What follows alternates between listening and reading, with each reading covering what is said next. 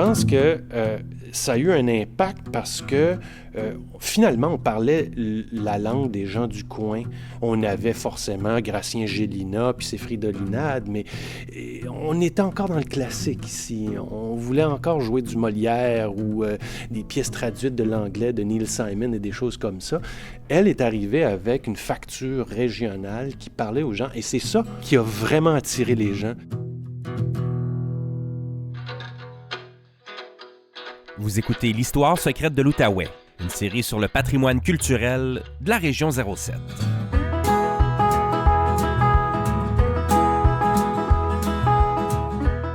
Pour souligner ses 40 ans d'existence, Culture Outaouais nous a donné le mandat de réaliser une série documentaire pour que les citoyens de la région et d'un peu partout connaissent mieux notre patrimoine culturel.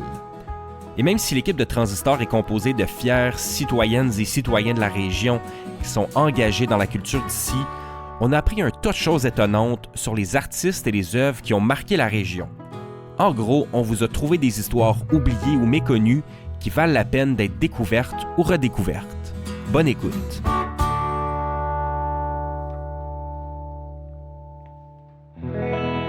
Avant de parcourir les routes de l'Outaouais pour rencontrer les gens dans leurs villes et villages, on a consulté des historiens, des passionnés d'histoire et des archivistes qui travaillent sur le patrimoine culturel de la région. Parmi tous ces gens, il y a quelqu'un qui a été ultra précieux dans la démarche. Alors, mon nom est Théo Martin, je suis archiviste, historien et comédien à mes heures. Je vous présente aussi une autre personne à qui j'ai fait appel pour ce premier de 5 épisodes, la réalisatrice Marie-Hélène Frenette-Assad, qui va nous raconter l'histoire d'aujourd'hui. Et check. Allô? Ça marche?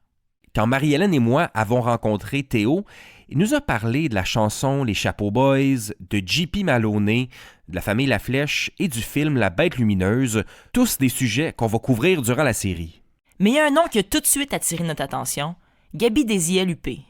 Moi, je m'intéressais à ça parce que, en général, je m'intéresse au théâtre, les archives du théâtre dans la région, puis les sources sont pas toujours évidentes à trouver. Puis, surtout les sources sur les dramaturges, les dramaturges féminins, les actrices, les comédiennes et tout ça.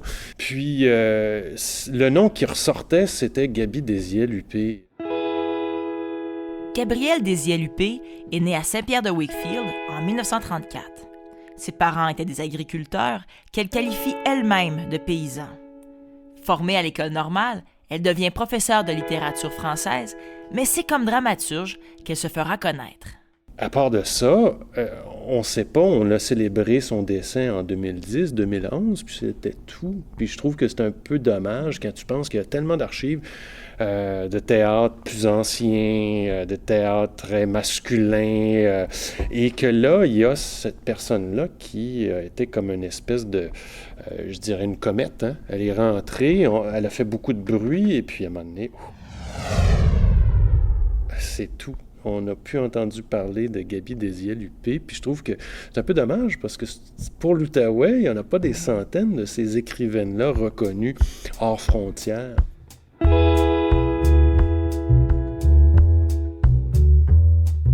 La comète Gaby Désiel-Huppé a amorcé sa trajectoire au milieu des années 60. En 65, sa première œuvre théâtrale, c'était avec l'École d'art dramatique de Hull. Je ne sais pas si vous connaissez ça, si on vous a parlé de ça un peu. Non, c'est drôle, je sais pas pour vous, mais moi je connaissais pas ça. J'ai fait des recherches, mon Julien, et c'est René Provost qui a fondé l'École d'art dramatique de Hull, qui va ensuite devenir le Théâtre lyrique de Hull en 67. Et c'est dans ce cadre-là que Gaby fait ses premières armes parce qu'elle soumet son texte, je pense que ça s'appelait Les Mirages, ou Le Royaume des Mirages, ça s'appelait. C'est un texte de théâtre jeunesse qu'elle avait soumis en 1965 à l'École d'art et ça a gagné un prix et ça a été joué. C'est aussi en 1965 que son chemin croise celui de Gilles Provost, le metteur en scène qui va devenir le directeur du Théâtre de Lille. Une rencontre marquante dans la carrière de Gaby Désiel-Huppé, et c'est surtout le début d'une longue collaboration entre la dramaturge et le metteur en scène. En fouillant dans les programmes, tout ça, j'ai retrouvé que en 65, en fait le 24 ou le 25 avril 65, lors d'un festival de théâtre amateur dans la région, mais qui avait eu lieu cette année-là à Cornwall, que le dimanche après-midi, il y avait 2 pièces présentées par des gens d'ici. Et le samedi après-midi, à 2h, La Relève, qui est une troupe amateur de Hall, Gaby jouait un des premiers rôles dans une pièce qui s'appelait « Élisabeth est morte », une pièce française. Alors, Gaby était aussi actrice. Et selon Gilles Provost, c'est pour ça que les personnages qu'elle écrivait étaient aussi bons. Parce qu'elle avait d'abord travaillé comme comédienne. On s'est rencontrés ce week-end-là et ça a tout de suite cliqué. Ça a été vraiment comme une grande sœur. L'importance de Gilles Provost et du Théâtre de l'Île dans la carrière de Gaby est indéniable. Oui, c'était important pour donner vie à ce texte-là. Gilles a fait la même chose avec Bernard Assinioui. Hein. Il a fait la même chose aussi avec des auteurs de la région. C'était ça, c'est une grande part de la force de Gilles, c'est de faire connaître des gens qui se sont concentrés à la plume ou à la dactylo. Lui, il a donné ça vie à la scène.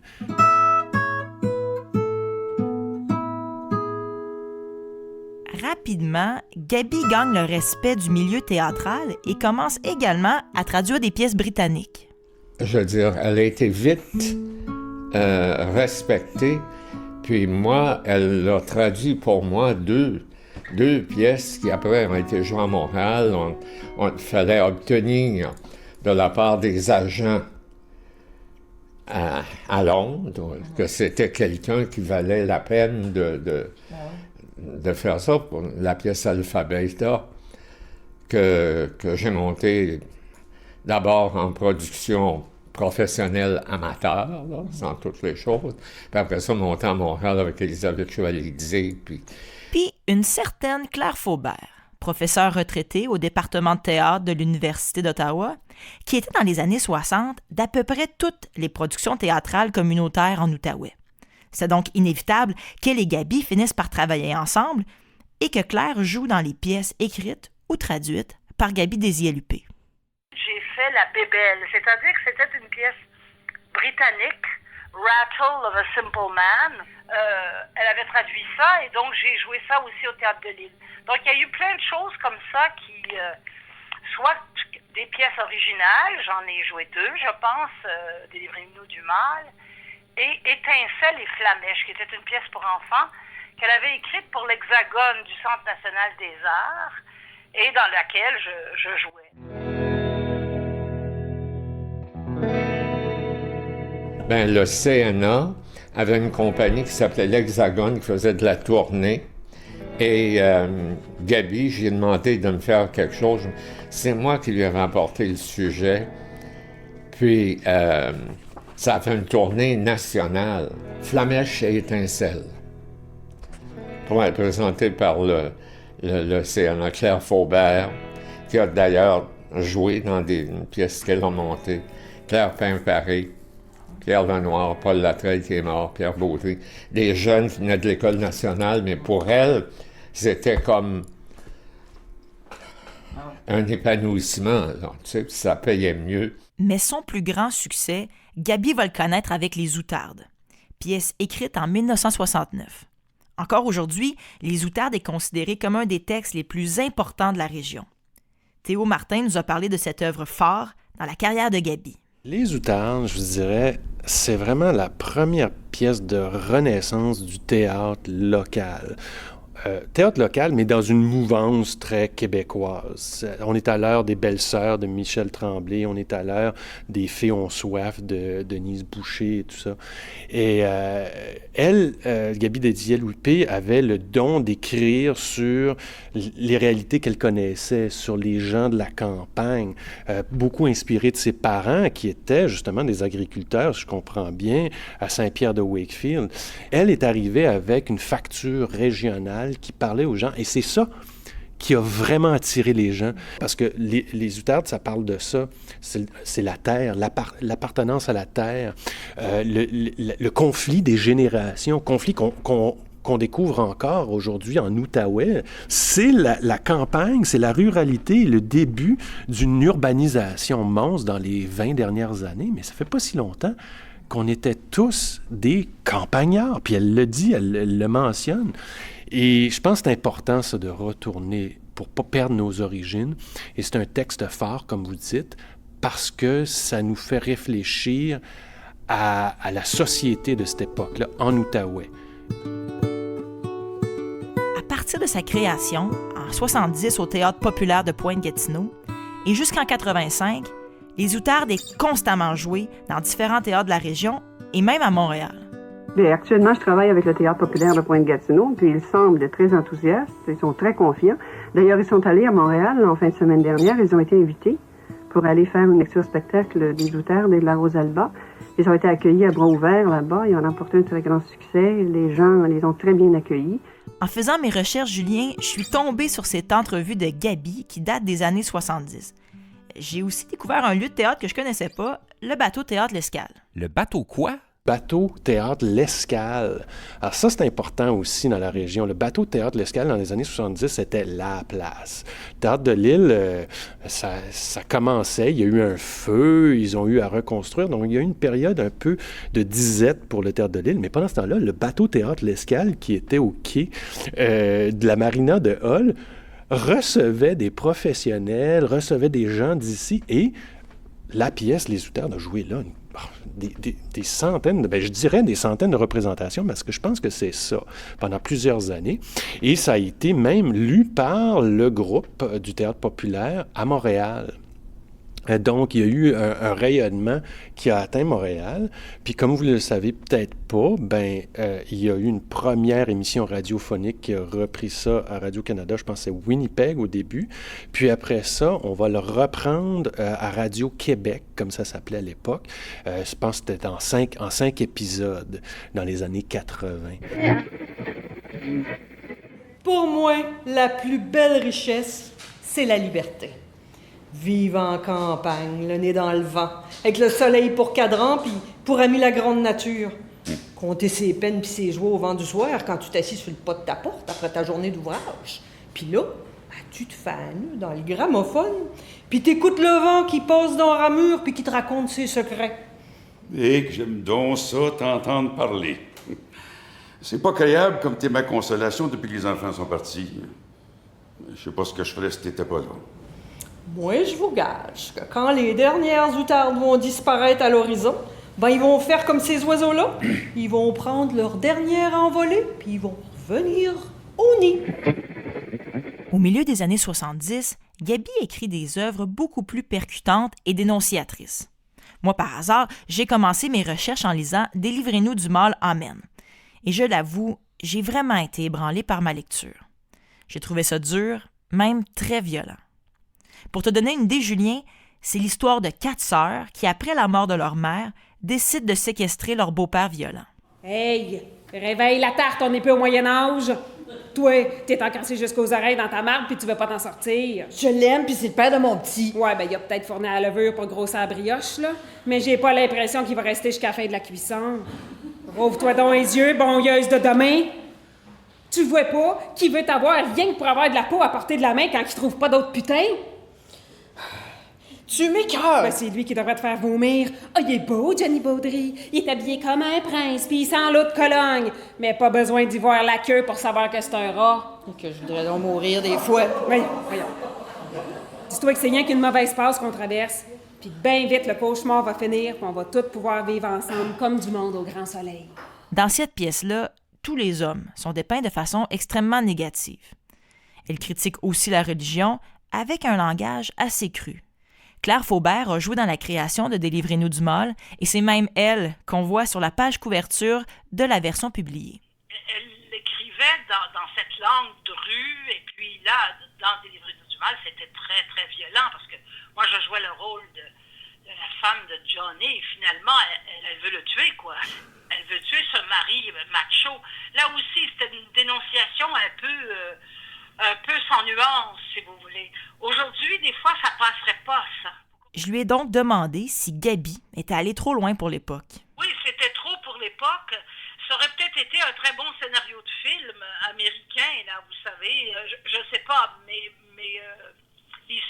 je dis pas que ça avait semé la controverse, mais il y avait eu énormément de réticence vis-à-vis de la pièce. En octobre 77, Gaby est en train de magasiner aux Galeries de Hall avec son amie Christiane Drolet. En choisissant du maquillage de théâtre, boum! Hémorragie cérébrale. Là, c'est ça, il nous donnait la décision à savoir est-ce qu'on débranche ou on prend une chance. Parce que l'avis des médecins était elle va rester légume. Okay. Puis heureusement, les aînés de la famille ont dit non, garde, on prend une chance. Puis une chance qu'ils ont décidé de cette façon-là, parce que j'aurais pas connu ma mère autrement. Elle, c'est Andréane Desiat-Lupé, la fille cadette de Gaby. Andréane nous a gentiment accueillis chez elle à Val-des-Monts avec du thé glacé et des petits sandwichs pas de croûte. On n'était pas juste là pour le lunch, c'était surtout pour lui parler de sa mère. Je ne l'ai jamais vue au repos maman. Quelque chose qui était fréquent aussi, c'était de l'avoir saignée du nez. Elle avait des mouchoirs dans le nez puis la tête par en arrière. Là. C'est avant l'accident? Ou... Oui, pas longtemps avant. Je dirais peut-être un mois avant. Okay. À tous les jours. Puis pour moi, c'était normal de voir maman comme ça. Tu sais, tu t'en fais pas de cas. Mais le médecin l'avait déjà averti. Il dit, tu brûles la chandelle par les deux bouts. Il faut que tu coupes en quelque part. Là. Arrête un peu. Elle n'a pas écouté. Après sa longue réhabilitation, elle qui avait tellement critiqué la religion va soudainement beaucoup s'intéresser à Dieu et devenir... très spirituel l'an dernier. Je ne sais pas si... Bien, sûrement, tu as remarqué en arrivant, là. La croix. Oui, c'est ça. Tu l'as pas regardé? Ouais, non, mais... Elle est peut-être pas assez grosse. Tu regarderas en sortant. Okay. Hey, je l'ai même pas vue en repartant. Mais j'avais pas besoin de voir une croix géante pour le confirmer. Je savais que Gaby était très croyante à cette période-là de sa vie. Oui, le côté spirituel, là, justement, ça a dû être dû à son expérience qu'elle a vécue, là, est devenue très fort par la suite.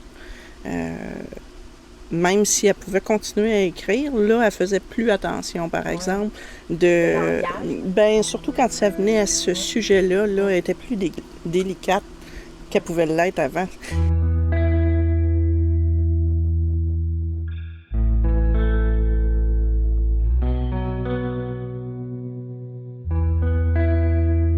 On a devant nous Épître d'une femme aux humains. Dans cette œuvre-là, on est après son accident, on est après sa maladie. On est complètement ailleurs. On est dans quelque chose de plus spirituel, plus proche de Dieu. Absolument. Est-ce que c'est presque une rétractation? Est-ce que c'est par rapport à ce qu'elle a déjà dit, par rapport à des pièces plus violentes comme Livrez-nous du mal? Elle en parle, je pense, ici. Elle se rétracte pas, je ne pense pas. Ça a été écrit comme si j'ai bien compris, après son hémorragie cérébrale dans les années 70. Elle en parle d'ailleurs, elle explique ça tout bonnement. Et elle mélange ça avec un mysticisme assez incroyable. Un mysticisme, oui, qui se base sur les paroles de Saint Paul. Et elle suit un peu Saint Paul et elle fait donc elle se voit comme lui, elle fait une apologie de la souffrance, la découverte de soi à travers cette souffrance qui vient forcément de son handicap suite à son accident.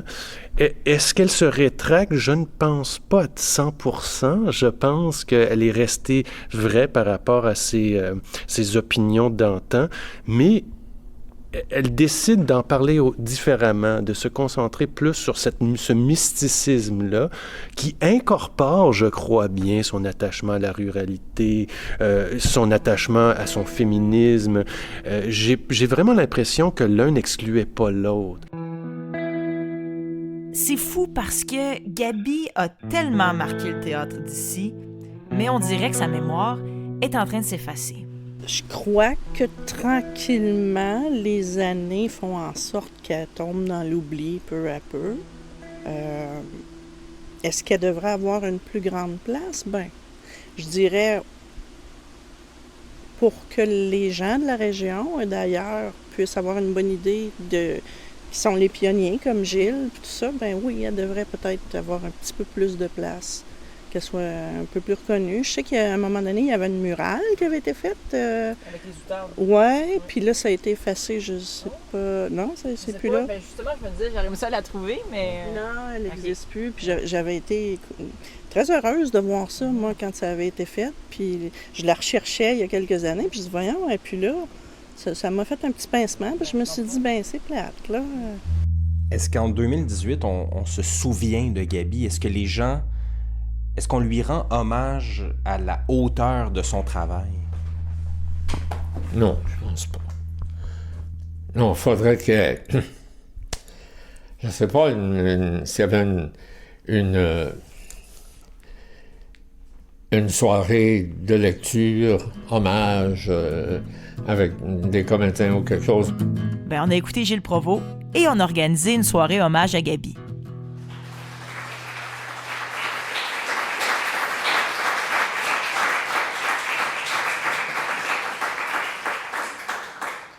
Bonsoir, bienvenue au Théâtre de Lille. Eh bien, Gilles, mon beau Gilles qui est juste là,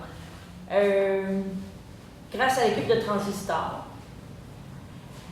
l'équipe du Théâtre de Lille, on s'est retroussé les manches, puis on s'est dit, oui, on va lui rendre hommage. Donc, ce soir, j'ai invité des comédiens, des citoyens acteurs, à vous livrer des textes de Gaby Desielupé, des extraits. Donc, dans un premier temps, moi, je vais vous lire... Les extraits des pièces que vous avez entendues plus tôt sont justement ceux que les comédiens ont interprétés durant la soirée.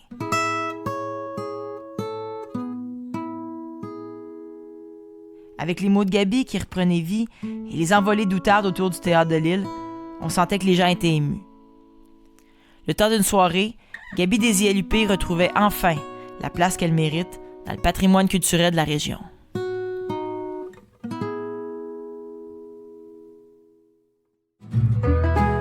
L'Histoire secrète de l'Outaouais est une série produite par Transistor Média en collaboration avec Culture Outaouais.